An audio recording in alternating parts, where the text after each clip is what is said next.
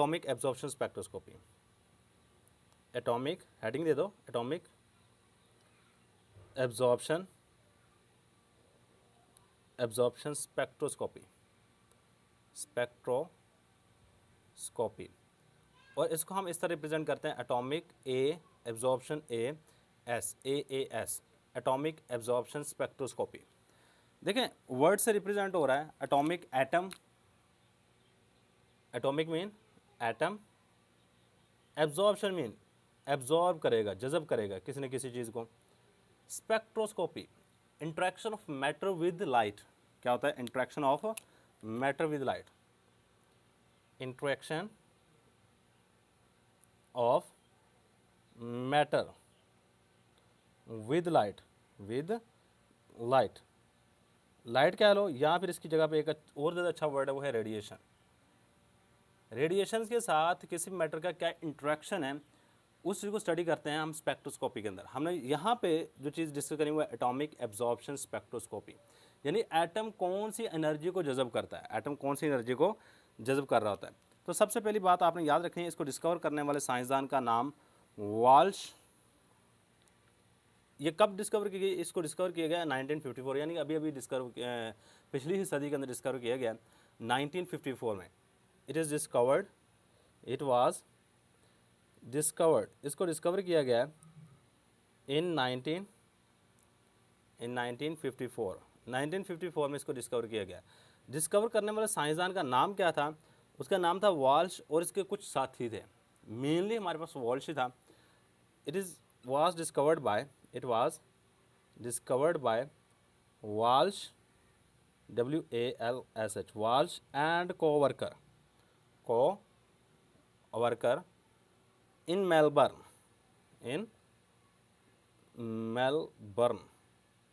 और मेलबर्न का नाम, अगर आप क्रिकेट के फ़ैन हैं तो मेलबर्न का नाम लाजमी सुना होगा। ऑस्ट्रेलिया के अंदर एक ग्राउंड है, सही है, शहर का नाम है वैसे।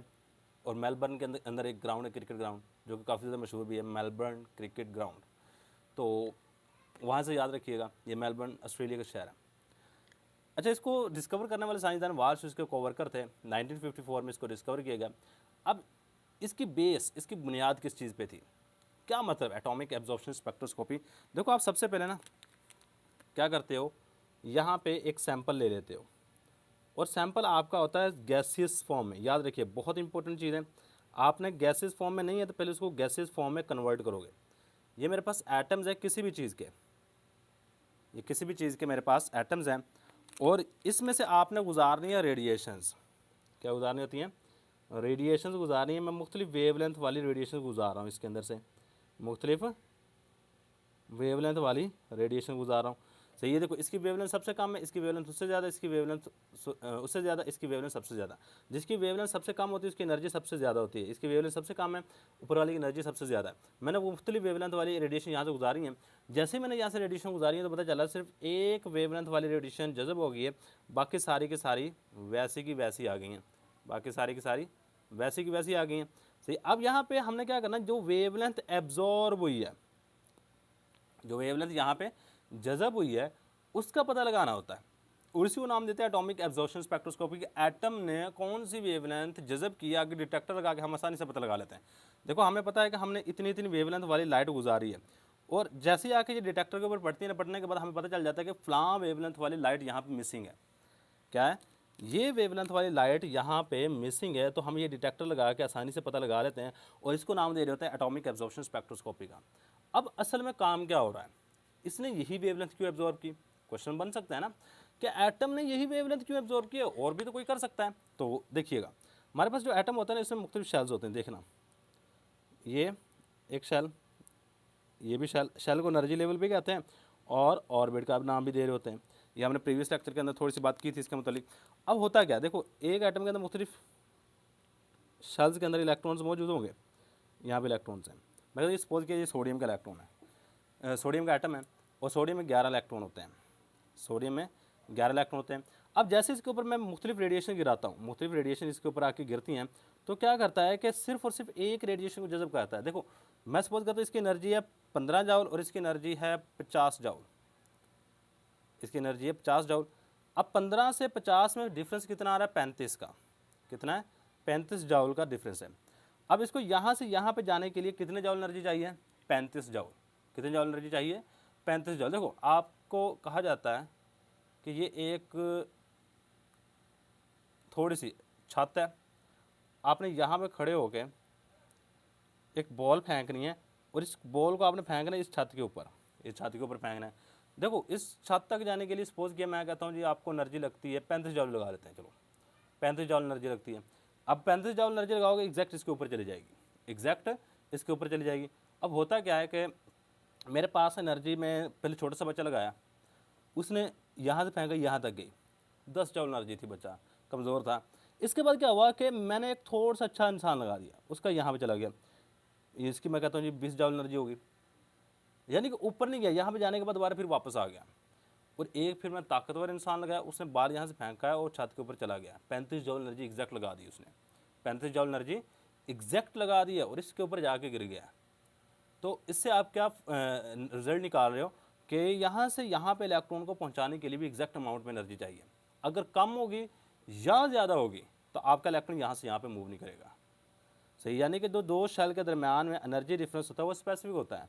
सही, एनर्जी डिफरेंस क्या होता है? दो शेल के दरमियान में स्पेसिफिक होता है। हैव स्पेसिफिक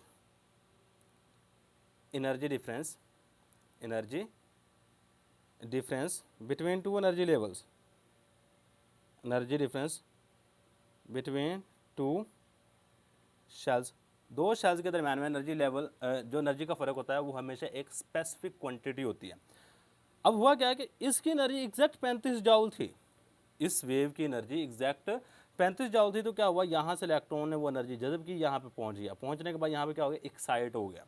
आपने सिर्फ उसी वो वेवलेंथ पता करनी होती है। सही है, अगर आप वो वेवलेंथ पता लगा लेते हो तो आप उस एलिमेंट की डिटेक्शन कर सकते हो। क्या कर सकते हो? उस एलिमेंट की डिटेक्शन कर सकते हो, उसकी कंसंट्रेशन तक पता लगा सकते हो। किसको यूज़ करके? By using atomic absorption spectroscopy. किसको यूज़ करके? एटॉमिक एब्जॉर्प्शन स्पेक्ट्रोस्कोपी को इस्तेमाल करके उसकी कंसंट्रेशन एज वेल एज उसकी अमाउंट, सॉरी अमाउंट और कंसंट्रेशन एक है, उसका नेम और कंसंट्रेशन दोनों चीज़ें पता की जा सकती हैं, दोनों चीज़ें पता की जा सकती हैं। भाई ये सिंपल सी बात आपने याद रखनी है। अब देखो ये चीज़ इलेक्ट्रॉन एनर्जी जज़ब करके इनर शेल से आउटर शेल में गया है। सही है, इस प्रोसेस को कहते हैं transition, electronic transition. The process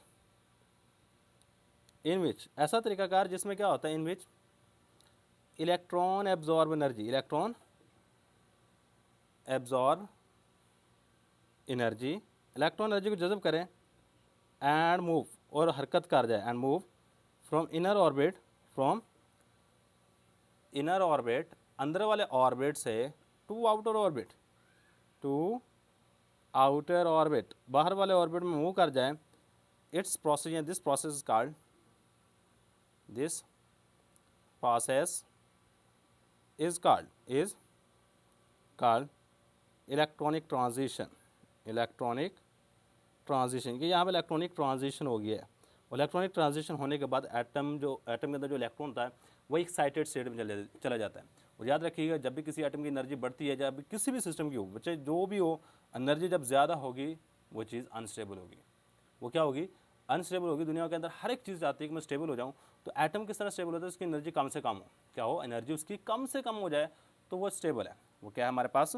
stable है। अब देखो मैंने बात की है रेडिएशन एब्जॉर्प्शन की। अब इसके लिए कुछ कंडीशंस हैं, कुछ रिक्वायरमेंट हैं कि आपकी रेडिएशंस कब एब्जॉर्ब होंगी, कब एब्जॉर्ब नहीं होंगी। Condition for absorption of radiation, heading दे दो, कंडीशंस फॉर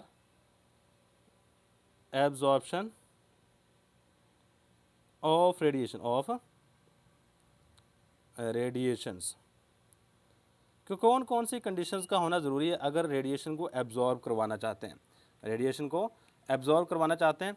तो सिंपल सी बात याद रखिएगा, कहते हैं सबसे पहली कंडीशन यही जो मैंने अभी थोड़ी देर पहले सारी की सारी एक्सप्लेन की है कि आपके दो ये जो एनर्जी गैप है, ये जो दो एनर्जी जिसमें इनर शेल से आउटर शेल में जा रहे हैं ना, इसको कहते हैं एनर्जी गैप। इसको क्या नाम दे रहे होते हैं? Energy gap.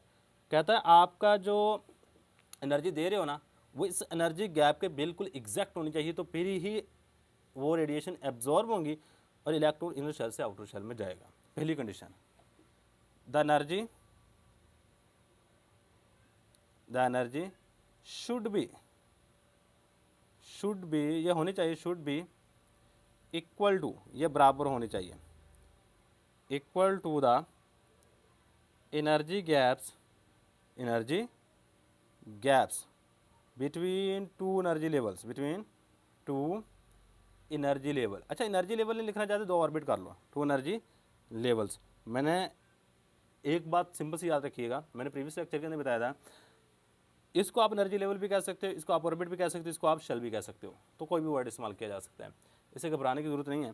तो इसके बाद हमारे पास सेकंड नंबर पे जो मोस्ट इंपॉर्टेंट चीज़ है कि आपकी स्पिन ओरिएंटेशन चेंज नहीं होनी चाहिए, there should be no change in spin orientation, ये सेकंड कंडीशन है एब्जॉर्प्शन के लिए। There should be no change in spin orientation, no change in spin orientation, spin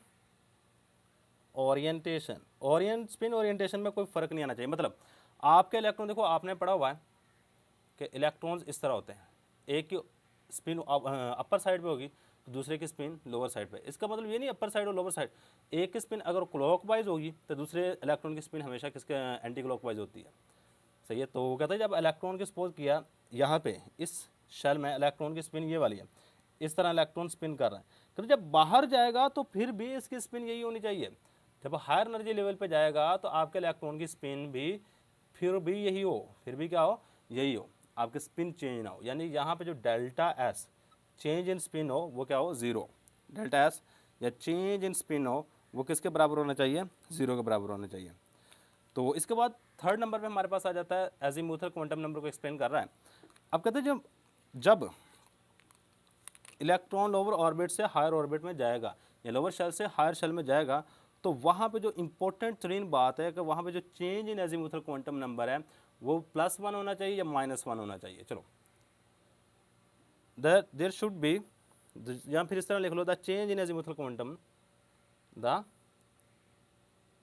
change in azimuthal quantum number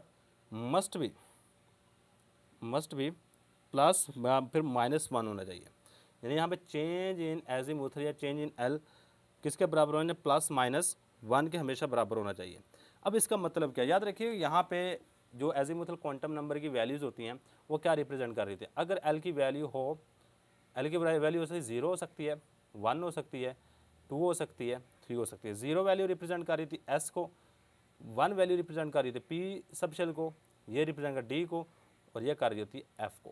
किसको कर रही होती है, एफ को। अब इसके मुताबिक ये है कि आपका इलेक्ट्रॉन या तो एस से पी में जा सकता है, या फिर पी से डी में जा सकता है, या फिर डी से एफ में जा सकता है।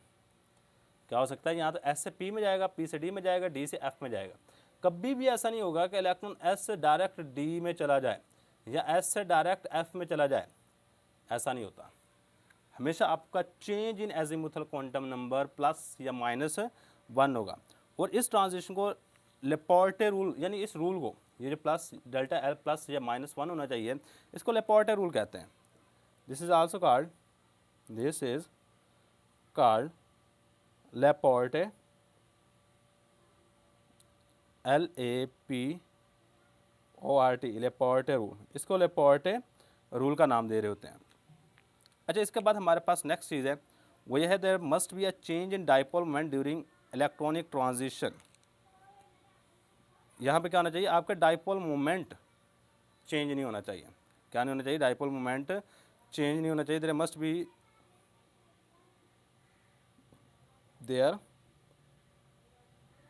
B no change in dipole moment, no change in dipole moment में तब्दीली नहीं आनी चाहिए। मतलब जो चेंज इन डाइपोल मोमेंट है, सॉरी नो नहीं आएगा, change in, there must be a change in dipole moment.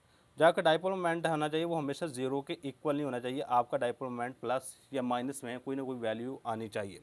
भाई ये सिंपल सी वैल्यूज़ आपने याद रखनी है कि हमारे पास एब्जॉर्प्शन के लिए अगर कोई रेडिएशन एब्जॉर्ब करता है एटम, उसके लिए क्या क्या कंडीशन ज़रूरी है। पहले नंबर पे जब भी एब्जॉर्ब करे तो उसकी स्पिन ना चेंज हो, क्या हो, स्पिन कभी भी ना चेंज हो। सेकंड नंबर पे तो ये पहले नंबर पे तो था जी हमारे पास स्पिन वाला, दूसरे नंबर पे है, पहले नंबर पे है कि इलेक्ट्रॉन जब इनर ऑर्बिट से आउटर ऑर्बिट में जाएगा तो उसमें एक स्पेसिफिक एनर्जी गैप होता है। अगर आप उस एनर्जी गैप के बराबर एनर्जी दोगे तो इलेक्ट्रॉन इनर शेल से आउटर शेल में जाएगा, सही। इसके बाद स्पिन सेम होना चाहिए, जब इनर में भी जो स्पिन है अगर सपोज किया क्लॉकवाइज है, जब आउटर में जाएगा तो फिर भी इसकी स्पिन क्लॉकवाइज ही होनी चाहिए। थर्ड नंबर पे लेपोर्टे रूल है। लेपोर्टे रूल में क्या कहता है कि आपका जो change in azimuthal quantum number plus या -1 होना चाहिए। मतलब आपका इलेक्ट्रॉन एजीमुथल क्वांटम नंबर की वैल्यू 0, 1, 2 और 3 हो सकती हैं। 0 रिप्रेजेंट करता है एस को, 1 रिप्रेजेंट करता है पी को, 2 रिप्रेजेंट करता है डी को, 3 रिप्रेजेंट करता है एफ को। आपका इलेक्ट्रॉन एस से पी में जा सकता है, पी से एफ डी में जा सकता है या डी से एफ में जा सकता है, और इसको हम लेपोर्टे रूल भी कहते हैं। क्या नाम दे रहे होते हैं? लेपोर्टे रूल। और लास्ट वाली चीज़ है जी आपका डाइपोल मोमेंट चेंज होना चाहिए। डाइपोल मोमेंट क्या होना चाहिए? चेंज होना चाहिए। यही हमारे पास आज का लेक्चर। Thanks for watching. अल्लाह हाफिज़। इसका एक स्क्रीनशॉट लाजमी ले लीजिएगा।